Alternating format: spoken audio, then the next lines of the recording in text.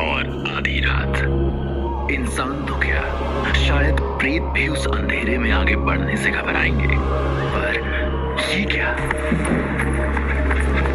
दूर अंधेरे में एक जवान और सुंदर लड़की तेजी से जंगल में भागी जा रही थी। लड़की क्या, शायद खुद इंद्र की चहेती अप्सरा मेनका ही जैसे जमीन पर उतर आई थी। उसका संगमरमर जैसा तराशा हुआ गठीला बदन, जो दूध से भी ज्यादा सफेद था, लंबी सुराहीदार गर्दन, गुलाब की पंखड़ी जैसे कोमल होंठ, बड़ी मस्त आंखें और भरी हुई छाती। पर इतनी रात गए वो अकेले जंगल में आखिर कहां भटक रही थी? उसके पैर बड़ी मुश्किल से आगे बढ़ रहे थे और सांस भी भारी होने लगी। ठंड के मारे उसका शरीर कांप रहा था। उसके कमर तक गिरते लंबे बाल तूफानी हवा से लड़ रहे थे। चारों तरफ तेज हवा के साथ बर्फ गिर रही थी। पीछे कई घोड़ों की डाक उसे साफ सुनाई दे रही थी। वो जानती थी कि वो लोग उसके करीब पहुंच चुके हैं। उसके तन पे बारीक साड़ी के अलावा और कुछ न था। उसके दांत ठंड से बज रहे थे, पर वो आगे बढ़ती जा रही थी। जंगल की जमीन बर्फ से ढकी थी, इसलिए उसका हर कदम मुश्किल से बढ़ रहा था। कांटों से भरी एक झाड़ में उसकी साड़ी फंस गई और उसके कपड़ों को चीर दिया। बर्फीली हवा अब सीधे उसके शीशे जैसे जिस्म से टकरा रही थी। हर बढ़ते कदम के साथ गौरी कमजोर पड़ रही थी। पीछे आदमी आपस में बात कर रहे थे। किसी भी हाल में राजकुमारी का बच्चा बचना नहीं चाहिए। बच्चा? पर उसके साथ तो कोई बच्चा नहीं है। महल से तो वो अकेली ही निकली है। गधे, बच्चा उसके पेट में है। पहला आदमी झल्ला के बोला। गौरी ने एक हाथ अपने पेट पर रखा, जैसे वो हाथ से अपने बच्चे तक आने वाली मुसीबत को रोक रही हो। कि तभी उसका पैर ढीली बर्फ पर पड़ा और वो बर्फ पर फिसलती हुई मीलों नीचे जाकर पेड़ से टकराई और बेहोश हो गई। कुंदन बैरागी ने चांदनी रात में चमकीली बर्फ पर राजकुमारी को बेहोश पाया। उसके तन पर कपड़ों के नाम पर सिर्फ चीथड़े बचे थे। बैरागी उसके नीले होंठ और सफेद पड़ते शरीर को देखकर समझ गया था कि उसकी सांसें जमना शुरू हो गई हैं। बैरागी ने राजकुमारी की सुराही जैसी गर्दन के नीचे हाथ डाल के उसका चेहरा ऊपर किया। इसमें कोई शक नहीं कि राजकुमारी गौरी एक बहुत ही खूबसूरत लड़की थी। कुंदन के हाथ की गर्माहट का एहसास होते ही गौरी ने अपनी कमजोर आंखें खोल दी। बैरागी हड़बड़ा के हाथ हटाने लगा तो राजकुमारी ने अपना कांपता हुआ बर्फीला हाथ उसके हाथ पर रख दिया, जैसे वो नहीं चाहती थी कि कुंदन अपना हाथ हटाए। राजकुमारी ने अपनी आंखें बंद की और अपने सर को कुंदन के सीने पर गिरा दिया। कुंदन बैरागी ने एक हाथ उसकी खुली कमर के नीचे डालकर उसे अपने शरीर के और पास खींचा। कुंदन अब गौरी के कमजोर दिल की धड़कन को साफ महसूस कर सकता था। गौरी जो घंटों से बर्फ में पड़ी थी, इंसान के शरीर की गर्माहट के एहसास से कुंदन की बाहों में सिमटती चली गई। कुंदन जानता था कि गौरी की जान बचाने के लिए उसे कई सीमाओं को लांघना होगा। उसने एक एक करके अपने कपड़े उतारे। बर्फ में पड़ी गौरी कुंदन को देख रही थी, पर जब कुंदन उसके ऊपर झुका तो गौरी ने बड़ी मुश्किल से अपने हाथ में कुंदन का हाथ लिया और अपने माथे पे लगी चोट तक उसकी उंगलियां ले गई। चोट गहरी थी, इसलिए खून अब तक पूरी तरह से जमा नहीं था। बैरागी की उंगलियों पे खून लग गया। गौरी ने बैरागी की उंगलियां अपनी सूनी मांग पर लेकर रख दी। बैरागी एक पल के लिए सोच में पड़ गया, फिर उसने राजकुमारी की मांग भर दी। गौरी ने अपने शरीर को बैरागी के हवाले कर दिया। बैरागी ने गौरी के ठंडे बदन को खुद से जोड़ लिया। गौरी के शरीर में जमती बर्फ पिघलना शुरू हो गई। कुंदन बैरागी उसकी सुंदरता के दलदल में धंसता चला गया। बर्फीली रात दो आत्माओं के मिलन को देखती रही। इस मिलन को 7 साल गुजर गए थे। गौरी आज कुंदन की पत्नी थी। वो चूल्हे पर झुकी आग जलाने की कोशिश कर रही थी। तभी 7 साल का भैरव अपनी बड़ी बड़ी आंखों में मोटे मोटे आंसू लिए कुटिया में घुसा। भैरव को देखते ही उसने अपना सारा ध्यान छोटे से भैरव की ओर कर दिया। किसने रुलाया मेरे राजा बेटा को? कोई राजा नहीं, मैं सिर्फ मनहूस हूं। कौन कहता है? सब कहते हैं। लाशों को जलाने वाले डोम का बेटा हूं मैं। माँ, सब एक साथ खेलते हैं, बस मैं अकेला रह जाता हूं। हम गांव में क्यों नहीं रहते? इस काली चोटी पर सबसे अलग क्यों रहते हैं? रानी जोत मंदाकिनी नदी के किनारे बसा एक छोटा सा गांव था। इस वीराने में बसे गांव में भी कुंदन बैरागी की कुटिया ठीक शमशान पार जंगल के किनारे काली चोटी पर थी। इसलिए लोग भूल कर भी उधर से नहीं निकलते थे।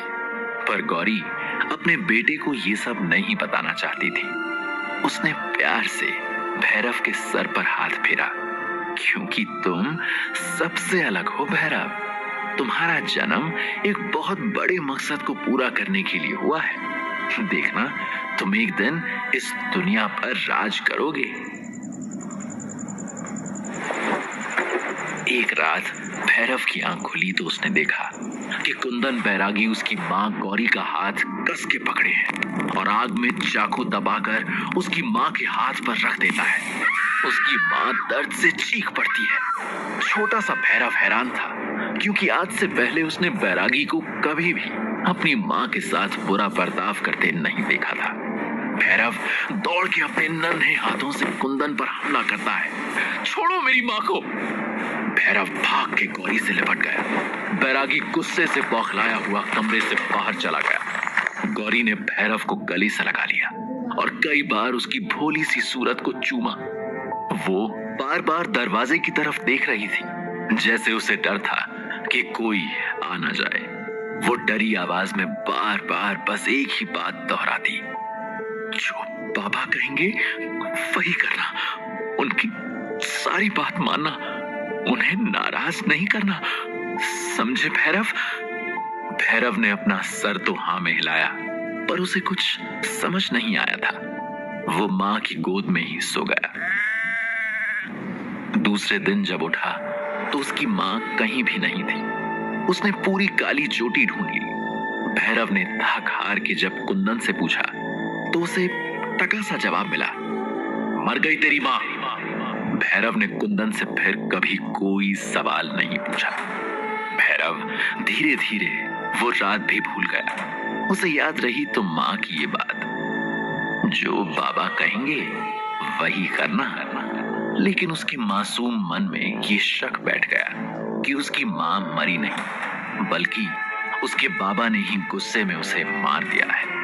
भैरव इस बात से भी अनजान था कि उसका कोई दुश्मन था जो उसके जन्म से पहले से ही उसे मारना चाहता था। पर उसकी माँ के साथ क्या हुआ, जिस माँ ने उसे बचाने के लिए इतना संघर्ष किया? आज वो नन्हे से भैरव को अकेला छोड़कर कहां चली गई थी? एक तूफानी रात कुंदन बैरागी रोज की तरह जंगल में ही रात बिता रहा था। भैरव कुटिया में सहमा हुआ अकेला बैठा था। उसे किसी बच्चे की रोने की आवाज आई। रोते हुए बच्चे की आवाज में दर्द सुन के भैरव से रहा नहीं गया और वो हिम्मत करके डरते कदमों से आवाज की तरफ गया। जंगल में कुछ दूर पे ही उसे कंबल का एक छोटा सा गट्ठर दिखाई दिया। उस गट्ठर में से एक छोटा सा हाथ बाहर दिख रहा था, जैसे उससे मदद मांग रहा। भैरव कुछ दूरी पे खड़ा था। दूसरी तरफ से एक खूंखार भेड़िया गट्ठर में लिपटी उस छोटी सी बच्ची की तरफ बढ़ रहा था। भैरव के अंदर का सारा डर अचानक शांत हो गया। उसकी आंखें सतर्क हो गईं। जहां उसकी उम्र के बच्चे शायद डर से बेहोश हो जाते, भैरव का दिमाग तेजी से चलने लगा। उसने अगल बगल नजर दौड़ाई। किसी जंगली जानवर की पैर हड्डी वहां पड़ी थी। भैरव ने धीरे से झुककर हड्डी उठाई और धीमे धीमे भेड़िए की तरफ बढ़ा। भैरव जब बच्ची के बिल्कुल करीब पहुंच गया तब भेड़िए ने सर उठाकर उसे देखा। दोनों एक दूसरे की आंखों में आंखें डालकर कुछ देर देखते रहे। भैरव सिर्फ 10 साल का था, पर चेहरा डर की जगह जैसे किसी अद्भुत शक्ति से चमक रहा था। भेड़िए ने 2 कदम पीछे लिया और भैरव के ऊपर छलांग मारी। भैरव अपनी जगह पर जमा रहा। जब भेड़िया हवा में ठीक उसके ऊपर आया और अपना मुंह खोला तो भैरव ने उठाई हुई हड्डी उसके मुंह में डाल दी। भेड़िया लुढ़क कर बगल में गिरा। भेड़िया मुंह में फंसी हड्डी में उलझ गया। 10 साल के भैरव की नजर चारों तरफ के जंगल के अंधेरे पर पड़ी। उसने देखा कि वो लोग एक नहीं, कई चमकीली आंखों से घिर गए हैं। ये चमकीली आंखें दर्जन भर भेड़ियों की थी, जो भैरव और मासूम बच्ची को नोच नोच के खा जाना चाहते थे। भैरव ने झट से कंबल में लिपटी बच्ची को उठाया और पूरी ताकत से कुटिया की तरफ भागा। कुछ देर तक तो उसे अपने पीछे दौड़ते भेड़ियों की आवाज आ रही थी, पर उसके कुटिया पहुंचते पहुंचते वो आवाजें जंगल में पीछे छूट गईं। कुटिया के अंदर पहुंचकर भैरव ने छोटी सी बच्ची को देखा। वो शायद अभी कुछ घंटों की ही थी। भैरव का छोटा सा मन ये सोच ही नहीं पा रहा था कि कोई इतनी सुंदर और छोटी सी बच्ची को अंधेरे जंगल में भेड़ियों के लिए कैसे छोड़ सकता है।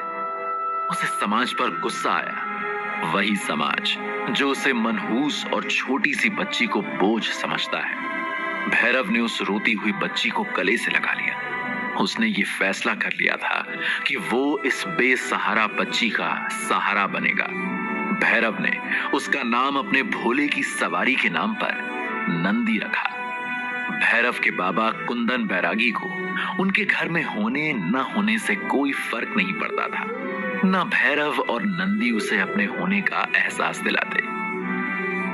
भैरव का जन्म किस बड़े मकसद के लिए हुआ था, ये उसे अब तक नहीं पता था। उसे सिर्फ एक ही मकसद पता था कि नंदी को वो कभी अकेला नहीं छोड़ेगा। आज नंदी 10 साल की हो गई थी और भैरव 20 साल का।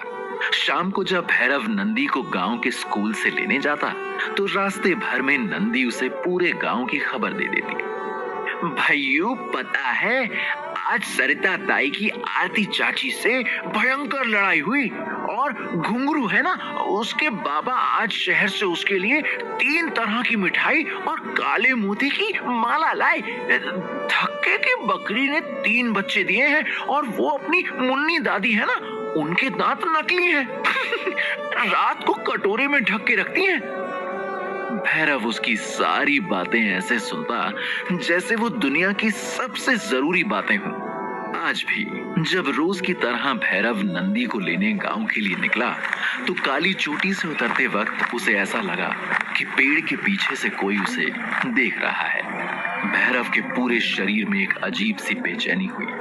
उसने बगल में बहती नदी के ठंडे पानी से अपना मुंह धोया। पानी में उसका अक्स दिख रहा था और उसके ठीक पीछे थी वो 2 लाल आंखें। भैरव बिजली की तरह पलटा, पर वहां कोई भी नहीं था। क्या ये मेरा भ्रम है? नहीं, वो 2 लाल आंखें मुझे सच में दिखाई दी थी। भैरव खुद से ही बुदबुदाया। भैरव जब गांव में घुसा तो भगदड़ मची थी। पूछने पर पता चला कि नदी किनारे फिर एक लाश मिली है। रानी जोत में इस हफ्ते ये 3री लाश थी। ये मामूली बात नहीं थी। पूरे गांव में एक डर का माहौल छा गया। भैरव भी भीड़ के साथ नदी किनारे पहुंचा तो सामने एक आदमी की लाश पड़ी मिली। गांव का कोई भी आदमी डर के मारे आगे नहीं बढ़ रहा था। भैरव आगे बढ़ा और लाश को पानी से खींचकर जमीन पर लेकर आया। उसने लाश को गौर से देखा। लाश की गर्दन के ठीक नीचे चाकू का घाव था और जिस्म पर 3 गहरे अंदर तक चीरते हुए घाव। लोग आपस में फुसफुसा रहे थे, किसी जंगली जानवर का काम है, तीनों लाशों पर एक जैसे घाव हैं। बिरजू बाबा बोले, 1 हफ्ते में 3 हो गए, अब तो शाम के बाद घर से निकलना खतरनाक है। किसी ने कहा, सूरज डूबते ही नाकाबंदी करवानी पड़ेगी। एक तो अच्छे शिकारियों को जंगल में भेजकर इस जानवर को मरवाना होगा। अमृत चाचा बोले, पर भैरव पूरे जंगल को अपने आप से ज्यादा जानता था। वहां कोई ऐसा जानवर नहीं था जो ऐसा घाव कर सके। तीनों घाव में बराबर की दूरी और चीरे की सफाई से भैरव की समझ में आ गया था कि ये जख्म किसी हथियार से ही किया गया था। पर सवाल ये था कि ऐसा हथियार गांव में किसके पास हो सकता है। रोज की तरह दोपहर का खाना खिला के भैरव नंदी को सुलाकर जंगल से लकड़ियां लेने गया। भैरव लकड़ियां लेकर जब घर आया और देखा कि कुंदन बैरागी दरवाजे की चौखट पे बैठा लंबी सांसें भर रहा था, जैसे कहीं से भाग कर आया हो। बैरागी से कुछ भी पूछने की हिम्मत भैरव के पास नहीं थी। बैरागी ने कुटिया की छत से एक ढीली बिल्ली खींची और अपने हाथ के सामान को बिल्ली के पीछे कुटिया की छत पर छुपा दिया। भैरव की नजर तब जाके उसके हाथ पर पड़ी। कुंदन बैरागी के हाथ में खून से सना एक त्रिशूल था। त्रिशूल की 3 नुकीली धार ठीक वैसा ही घाव बनाती जैसा नदी पर मिली लाश के ऊपर था।